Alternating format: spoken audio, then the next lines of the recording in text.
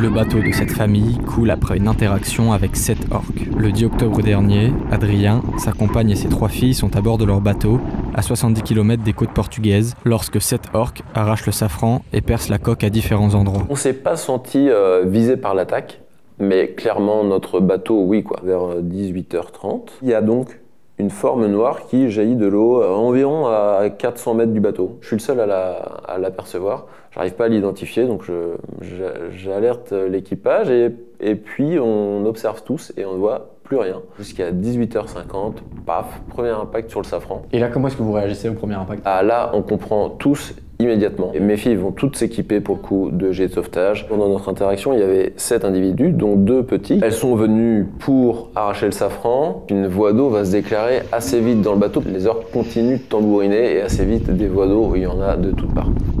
Depuis 2020, plusieurs centaines d'interactions entre des orques et des bateaux ont été recensées au large de la péninsule ibérique. Selon les chercheurs, ce phénomène s'apparenterait davantage à un jeu qu'à un comportement agressif. Une seconde hypothèse est également avancée, celle de l'abondance de nourriture, notamment du thon rouge dans cette région. Les orques passeraient donc moins de temps à chasser et plus de temps à jouer. À ce jour, aucun accident mortel n'a été déclaré.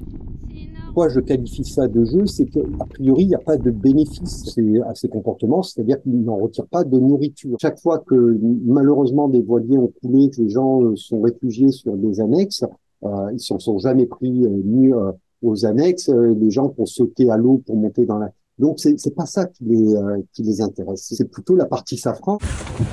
On sait que le bateau va couler. On enclenche un mode où il va falloir évacuer. Il faut lancer le radeau de survie à l'eau, prendre les affaires minimum pour se faire repérer. Donc on a un sac qui est toujours prêt dans le bateau, un grab bag dans lequel il y a les documents d'identité de tout le monde. Dans le radeau, il y a tout ce qu'il faut pour tenir 24 ou 48 heures. Parallèlement à ça, avant de monter dans le radeau, on prévient les secours. Les attaques d'orques sur des bateaux comme le vôtre sont de plus en plus fréquentes. C'est pas la seule qu'on voit sur les réseaux sociaux. Est-ce que c'est quelque chose que vous aviez anticipé ? Ah, c'est complètement anticipé. Celui qui part aujourd'hui sur un tour ou une traversée de l'Atlantique, ne serait-ce que l'aller, enfin, ou en tout cas qui va naviguer au large du Portugal et qui n'a pas pensé à ça, je pense que c'est dommage parce que nous, on a fait en sorte de respecter un maximum les recommandations. Comment faire pour le moins possible les perturber ? Déjà, ne pas les attirer. Une fois qu'ils sont là, faire en sorte qu'ils repartent le plus vite possible. Selon les scientifiques, une cinquantaine d'orques ont été identifiés au large de la péninsule ibérique et seule une quinzaine d'entre elles sont impliquées dans des interactions avec les bateaux.